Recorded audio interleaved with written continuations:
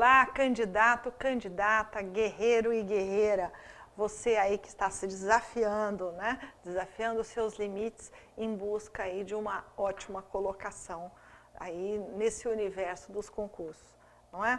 Quero aqui apresentar a vocês o livro Preparação Emocional em Concursos, Equilíbrio e Excelência, não é? Então fica aí a dica desse trabalho, resultado aí de muito empenho com vocês, não é isso? Então eu retribuo aí para os candidatos, para os concurseiros, esse trabalho que vale a pena ser lido aos poucos, da maneira que quiser, porque está conversando com você, tá bom? Numa linguagem bastante simples, tá bem?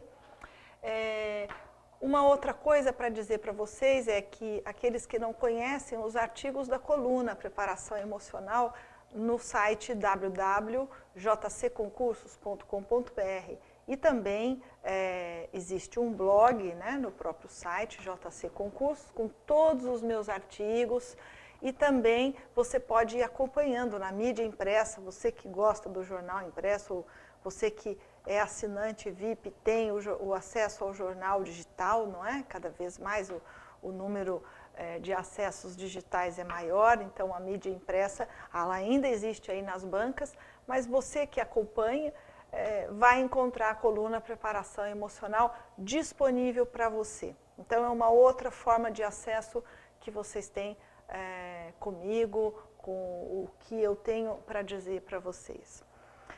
Agora, nessa oitava atualização, né, diante de todo esse universo de temas que você tem aí, que você pode retomar no você assinante em preparação emocional para concursos, né? Esse tema de hoje, ele vai falar assim de criando bases de proteção, para a sua vida, para você dar conta do seu projeto profissional. Então, é muito perceptível para mim e nos vários atendimentos aos candidatos nesses anos todos, não é? A necessidade de o candidato em muitos momentos perceber que é necessário ele se dar proteção. Então eu quero falar com vocês de cuidado. Então um candidato, uma candidata, como eles são guerreiros, eles entram nesse projeto profissional destemidos, extremamente exigentes, muitas vezes pouco flexíveis, buscando ao máximo a alta performance, buscando ao máximo o acerto, não é isso? E assim eles se impõem horas, eles se impõem cronômetros, eles se impõem redução de horário de almoço, eles se impõem redução de vida social, muitas vezes eles sacrificam o próprio físico em razão até da própria tensão, da forma que sentam na cadeira, eles acabam criando para si problemas de coluna, não é? Em razão de ficarem muitas horas, de não fazerem alongamento, não se cuidam, não se protegem. Então, por exemplo, o corpo padece, não é? Quando você não dá conta das questões emocionais e psíquicas e físicas. Ou seja, o corpo vai padecer. Se você não se alimentar bem, ele vai gritar, não é? Se você não sentar adequadamente, existem muitas vezes a necessidade de você até comprar uma cadeira que seja adequada para você. Então, isso é uma atenção. Tem alunos, por exemplo, em escolas preparatórias, que muitas vezes adquirem uma cadeira e põem lá, porque eles gostam de estudar em cabine. E muitas vezes a cadeira não é uma cadeira apropriada. Se você estuda em casa, se você estuda numa biblioteca, às vezes você tem que levar uma almofada, leva uma almofadinha. Existem opções para que você possa ir cuidando da sua coluna, cuidando da sua postura, a cada hora que você estuda fazer intervalos. Isso é cuidado, isso é se proteger. Então veja bem, ainda que o seu projeto seja extremamente importante, não é? Você simplesmente olhar para uma direção não significa que você não possa olhar para o lado. O que eu estou falando?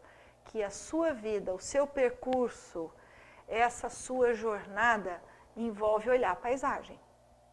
Não é? Não dá para você fazer uma viagem assim, tum, direto. Não é? Aí nós teríamos aquele... Vocês já viram um cavalo, né, em charrete, quando ele tem aquele tapa-olho aqui assim do lado? E, né, nada pode distraí-lo, né? Ele tem que andar assim. E tem alguém que puxa a rédea. No caso, você que está administrando aí a sua rédea. Não precisa ter esse tapa-olho. Você pode olhar para o lado para poder se perceber, dar conta da proteção que você precisa. Não é?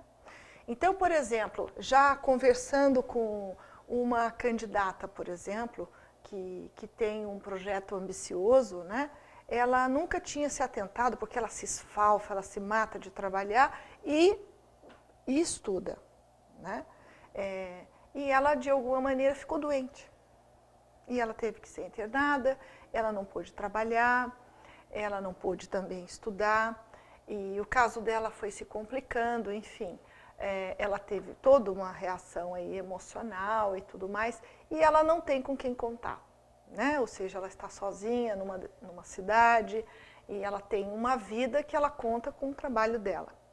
No trabalho dela, ela não é registrada. Ela desenvolve um trabalho como se fosse registrada, enfim. Né? Mas essa pessoa se viu numa situação que nem plano médico ela tinha. Ou seja, ela nunca se atentou para a vida dela de tão guerreira, de tão aguerrida, não é? Uma moça lutadora dos seus propósitos, né? Ela nunca imaginou que ela podia um dia enfraquecer-se, ficar doente. E aí ela ficou doente. Então, veja bem, por sorte, né, ela foi extremamente bem atendida no atendimento público, ela contou com a ajuda de alguns amigos e colegas para que a gente colocasse ela num hospital melhor, não é? E ela pôde perceber depois que ela já estava aí de bem em alta, né? Que ela precisava ter já pensado e oferecido a si e a sua própria vida proteção. Então, uma das primeiras coisas que ela precisou fazer foi pagar um plano médico. Antes ela não pagava um plano médico. Muitas vezes ela se ocupava em mandar dinheiro para uma família que já muito distante, que precisava cuidar de outras pessoas, por exemplo. Muitas vezes tem alguém da família que liga para ela precisando de alguma ajuda, sendo que ela mesma luta com dificuldade para conquistar o seu lugar, não é? Conquistar, assim, uma serenidade, uma vida mais estável, mais estruturada. Então, como é que é possível uma concurseira, um concurseiro, estar tentando ainda fazer pelos outros quando ele não faz por ele mesmo, quando ele não cuida dele? Então, é claro que tem muitos concurseiros que são pais, que são filhos, e são pessoas com muita responsabilidade, mas veja bem, até na hora que a máscara ali na turbulência do avião ela cai,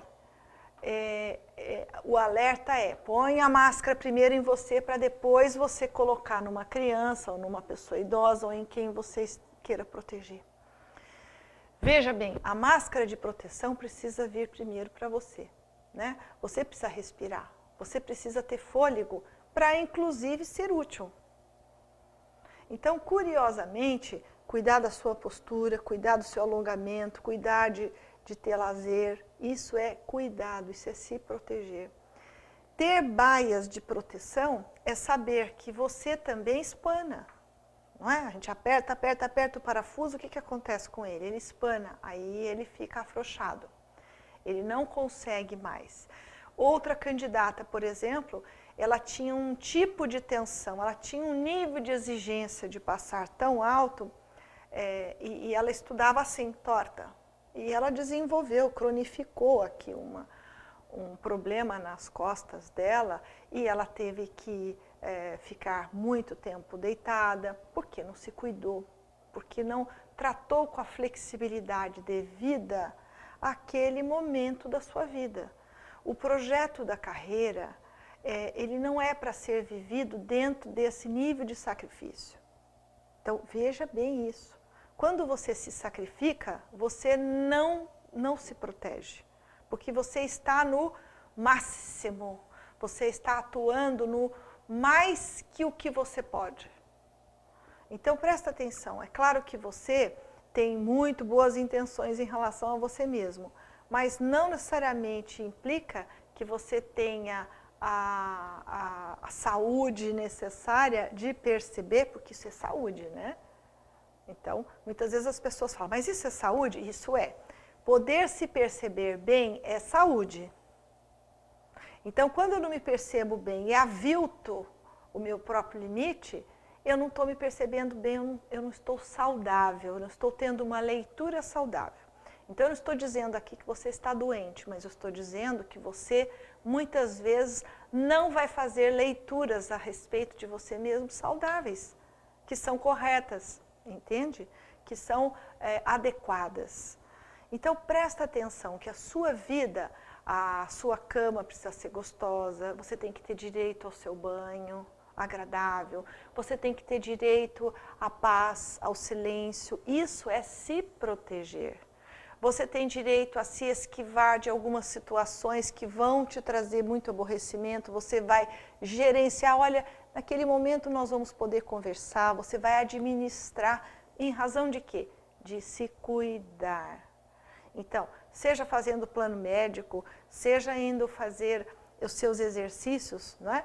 Então, quantos candidatos adoecem, quantos concurseiros ficam doentes aí nessa trajetória, não é? Por medo, por insegurança, por dúvida da sua capacidade. Então, todos esses sentimentos que ficam nesse reservatório que é dentro da própria pessoa, passam a somatizar, né? Então, eles vão somatizar sintomas. E aí eles mostram claramente na crueza do sintoma a desproteção, o descuido que você teve. Então, faça por você agora, tá bem?